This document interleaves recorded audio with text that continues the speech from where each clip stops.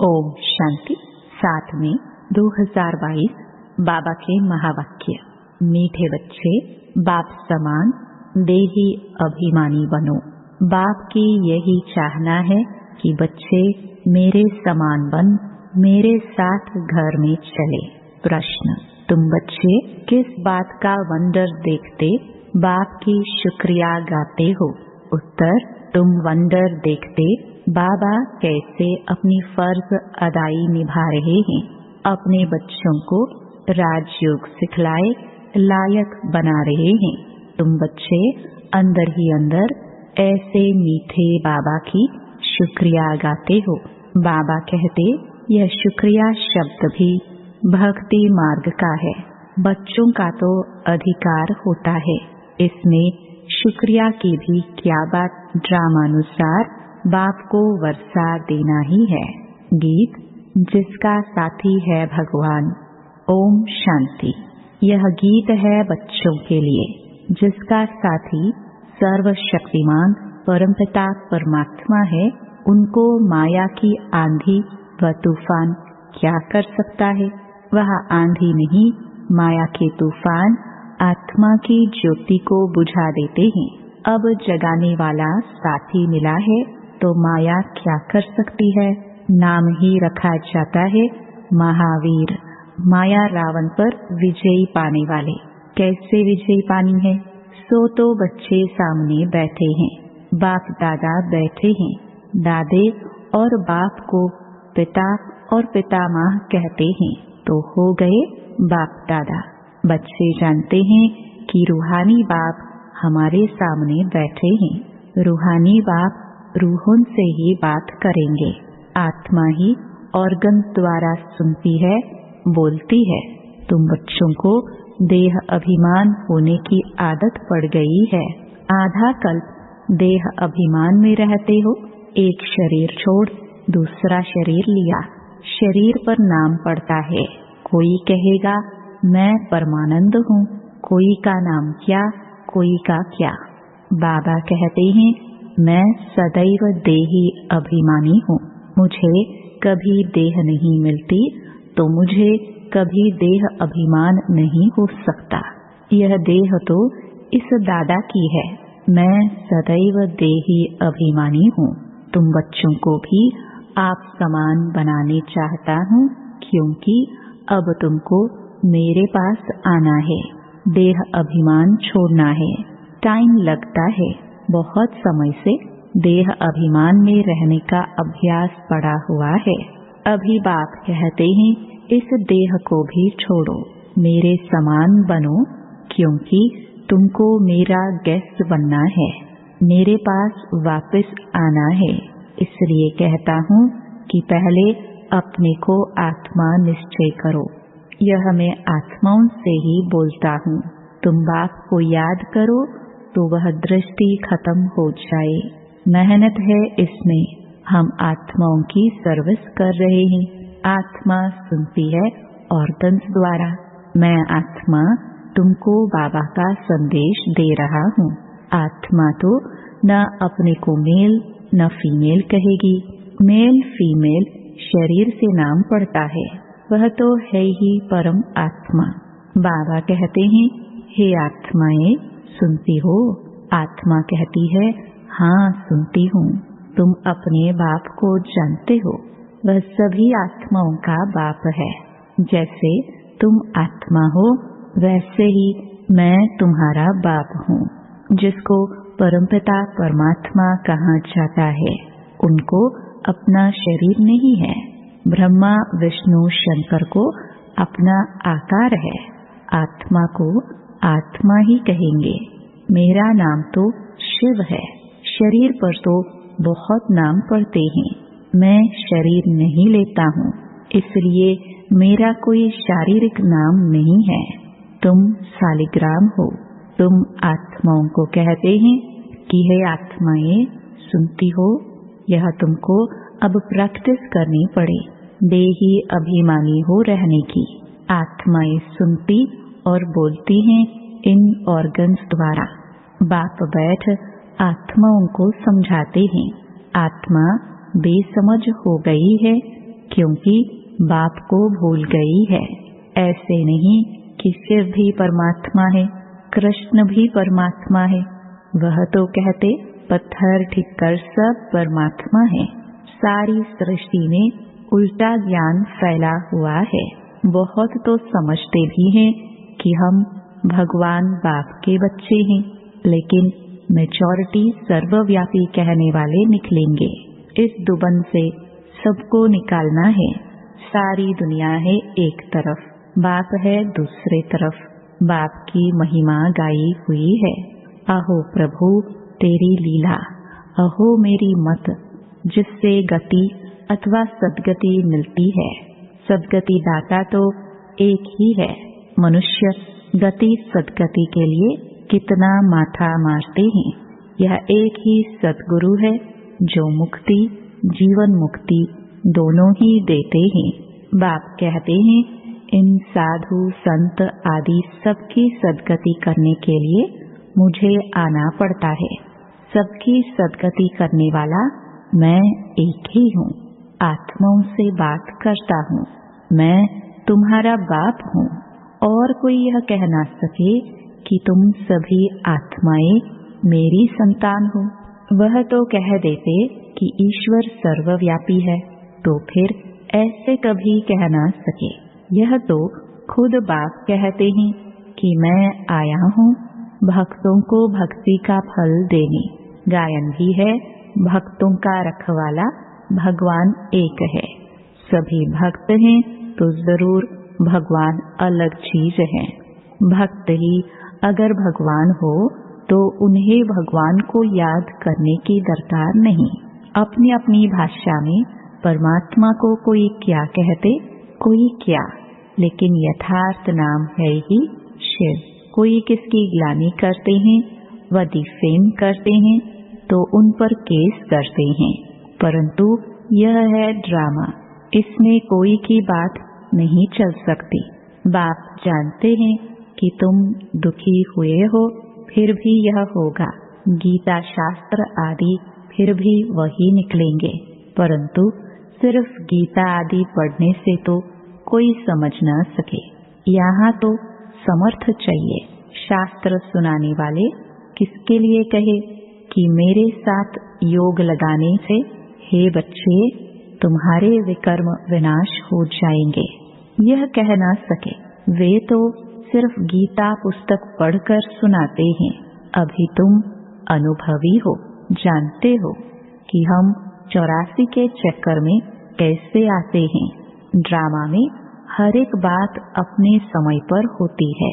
यह बात बच्चों से आत्माओं से बात करते हैं कि तुम भी ऐसे सीखो कि हम आत्मा से बात करते हैं। हमारी आत्मा इस मुख से बोलती है, तुम्हारी आत्मा इन कानों से सुनती है। मैं बाप का पैगाम देता हूँ, मैं आत्मा हूँ। यह समझाना कितना सहज है। तुम्हारी आत्मा एक शरीर छोड़ दूसरा लेती है। आत्मा ने 84 जन्म पूरे किए हैं। अब बाप कहते हैं अगर परमात्मा सर्वव्यापी होता तो जीव परमात्मा कहो ना। जीव आत्मा क्यों कहते हो? यह आत्मा से बात करते हैं। मेरे भाई, आत्मा ये समझती हो कि मैं बाप का संदेश सुनाता हूँ 5000 वर्ष पहले वाला। बाप कहते हैं मुझे याद करो। यह दुखधाम है, सत्युग है सुखधाम। हे आत्माएं, तुम सुखधाम में थी ना। तुमने 84 का चक्कर लगाया है। सतो प्रधान से सतो रजो तमो में जरूर आना है। अब फिर चलो वापस श्री कृष्णपुरी में। चलकर क्या बनने चाहते हो? महाराजा महारानी बनेंगे व दास दासी। ऐसे ऐसे आत्माओं से बात करनी चाहिए, उमंग होना चाहिए। ऐसे नहीं कि मैं परमात्मा हूँ। परमात्मा तो है ही ज्ञान का सागर, वह कभी अज्ञान का सागर बनता नहीं। ज्ञान और अज्ञान के सागर हम बनते हैं। बाप से ज्ञान लेकर मास्टर सागर बनते हैं। वास्तव में सागर एक ही बाप है, बाकी सब नदियां हैं। फर्क है ना। आत्मा को समझाया तब जाता है जबकि आत्मा बेसमझ है। स्वर्ग में थोड़े ही किसको समझाते हैं। यहाँ सब बेसमझ, पतित और दुखी हैं। गरीब लोग ही यह ज्ञान आराम से बैठ सुनेंगे। साहूकारों को तो अपना नशा रहता है, उन्हों में तो कोई बिरला निकलेगा। जनक राजा ने सब दे दिया ना। यहाँ सब जनक हैं, जीवन मुक्ति के लिए ज्ञान ले रहे हैं, तो यह पक्का करना पड़े कि हम आत्मा हैं। बाबा, हम आपकी कितनी शुक्रिया माने। ड्रामानुसार आपको वर्षा तो देना ही है, हमको आपका बच्चा बनना ही है। इसमें शुक्रिया क्या करे, हमको आपका वारिस तो बनना ही है। इसमें शुक्रिया की क्या बात है। बाप खुद आकर समझाए, लायक बनाते हैं, भक्ति मार्ग में महिमा करते हैं। शुक्रिया शब्द निकल पड़ता है। बाप को तो अपनी फर्ज अदाई करनी ही है। आकर फिर से स्वर्ग में चलने का रास्ता बताते हैं। ड्रामानुसार बाबा को आकर राजयोग सिखलाना है, वर्षा देना है। फिर जो जितना पुरुषार्थ करेंगे उस अनुसार स्वर्ग में जाएंगे। ऐसे नहीं कि बाबा भेज देंगे, ऑटोमेटिकली जितना पुरुषार्थ करेंगे उस अनुसार स्वर्ग में आ जाएंगे। बाकी इसमें शुक्रिया की कोई बात है नहीं। अब हम वंडर खाते हैं कि बाबा ने क्या खेल दिखाया है। आगे तो हम जानते नहीं थे, अब जाना है। क्या बाबा हम फिर ये ज्ञान भूल जाएंगे? हाँ बच्चे, हमारी और तुम्हारी बुद्धि से ज्ञान प्रायलोप हो जाएगा। फिर समय पर इमर्ज होगा जब ज्ञान देने का समय होगा। अभी तो हम निर्वाण धाम चले जाएंगे। फिर भक्ति मार्ग में मैं पाठ बजाता हूँ। आत्मा में ऑटोमेटिकली वह संस्कार आ जाते हैं। मैं कल्प के बाद भी इस ही शरीर में आऊंगा, यह बुद्धि में रहता है। परंतु फिर भी तुमको तो देही अभिमानी रहना है, नहीं तो देह अभिमानी बन पड़ते हैं। मुख्य बात तो यह है, बाप और वर्षे को याद करो। कल्प कल्प तुम वर्षा पाते हो। पुरुषार्थ अनुसार कितना सहज कर समझाते हैं। बाकी इस मंजिल पर चलने में गुप्त मेहनत है। आत्मा पहले पहले आती है तो पुण्य आत्मा सतो प्रधान है, फिर उसको पाप आत्मा तमो प्रधान जरूर बनना है। अब फिर तुमको तमो प्रधान से सतो प्रधान जरूर बनना है। बाप ने पैगाम दिया है कि मुझे याद करो। सारी रचना को बाप से वर्षा मिल रहा है। सबका सद्गति दाता है ना, सब पर दया करने वाला है, अर्थात सर्व पर रहम करने वाला है। सतयुग में कोई दुख नहीं होगा। बाकी सब आत्माएं शांति धाम में जाकर रहती हैं। तुम बच्चे जान गए हो कि अभी कयामत का समय हुआ है। दुख का हिसाब किताब चुकतो करना है योग बल से, फिर ज्ञान और योग बल से हमको भविष्य सुख के लिए खाता भी जमा करना है। जितना जमा करेंगे उतना सुख पाएंगे और दुख का खाता चुकतो होता जाएगा। अभी हम कल्प के संगम पर आकर दुख का चौपड़ा चुकतो करते हैं और दूसरी तरफ जमा करते हैं। यह व्यापार है ना। बाबा ज्ञान रतन दे गुणवान बना देते हैं, फिर जितना जो धारण कर सके। एक एक रतन लाखों की मिल्कियत है, जिससे तुम भविष्य में सदा सुखी रहेंगे। यह है दुख धाम, वह है सुख धाम। सन्यासी यह नहीं जानते कि स्वर्ग में सदा सुख ही सुख है। एक ही बाप है जो गीता द्वारा भारत को इतना ऊंच बनाते हैं। वह लोग कितना शास्त्र आदि सुनाते हैं, लेकिन दुनिया को तो पुराना बनना ही है।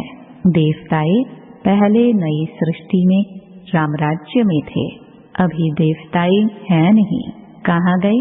तब 84 जन्म किसने भोगे और किसके भी 84 जन्म का हिसाब निकल ना सके। 84 जन्म जरूर देवता धर्म वाले ही लेते हैं। मनुष्य तो समझते कि लक्ष्मी नारायण आदि भगवान थे, जिधर देखो तू ही तू है। अच्छा, भला सर्वव्यापी के ज्ञान से भी सुखी हो जाते हैं क्या? यह सर्वव्यापी का ज्ञान तो चलता आया है, फिर भी भारत तो कंगाल नरक बन गया है। भक्ति का फल तो देना ही है भगवान को। सन्यासी जो खुद ही साधना करते रहते, वह फल क्या देंगे? मनुष्य सद्गति दाता तो है नहीं। जो जो इस धर्म के होंगे वह निकल आएंगे। ऐसे तो बहुत सन्यासी धर्म में भी कन्वर्ट हुए हैं, वह भी आएंगे। यह सब समझने की बातें हैं। बाप समझाते हैं, यह प्रैक्टिस रखनी है कि मैं आत्मा हूँ। आत्मा के आधार पर ही शरीर खड़ा है। शरीर तो विनाशी है, आत्मा अविनाशी है। पाठ सारा इस छोटी आत्मा में है। कितना वंडर है, साइंस वाले भी समझ ना सके। यह इमॉर्टल इम्पेरिशेबल पाठ इतनी छोटी आत्मा में है। आत्मा भी अविनाशी है तो पाठ भी अविनाशी है। अच्छा, मीठे मीठे सिखिलदे बच्चों प्रति माता पिता बाप दादा का याद प्यार और गुड मॉर्निंग। रूहानी बाप की रूहानी बच्चों को नमस्ते। धारणा के लिए मुख्य सार। पहला, कल्प के संगम पर योग बल से दुख का चौपड़ा हिसाब किताब चुकतो करना है, नया जमा करना है। ज्ञान रत्नों को धारण कर गुणवान बनना है। दूसरा, मैं आत्मा हूँ, आत्मा भाई से बात करता हूँ। शरीर विनाशी है, मैं अपने भाई आत्मा को संदेश सुना रहा हूँ। ऐसी प्रैक्टिस करनी है। वरदान, शुभ भावना और श्रेष्ठ भाव द्वारा सर्व के प्रिय बन विजयी माला में पिरोने वाले विजयी भव। कोई किसी भी भाव से बोले वह चले, लेकिन आप सदा हर एक के प्रति शुभ भाव श्रेष्ठ भाव धारण करो। इसमें विजयी बनो तो माला में पिरोने के अधिकारी बन जाएंगे, क्योंकि सर्व के प्रिय बनने का साधन ही है संबंध संपर्क में हर एक के प्रति श्रेष्ठ भाव धारण करना। ऐसे श्रेष्ठ भाव वाला सदा सभी को सुख देगा, सुख लेगा। यह भी सेवा है तथा शुभ भावना मनसा सेवा का श्रेष्ठ साधन है। तो ऐसी सेवा करने वाले विजयी माला के मणके बन जाते हैं। स्लोगन, कर्म में योग का अनुभव करना ही कर्म योगी बनना है। ओम शांति।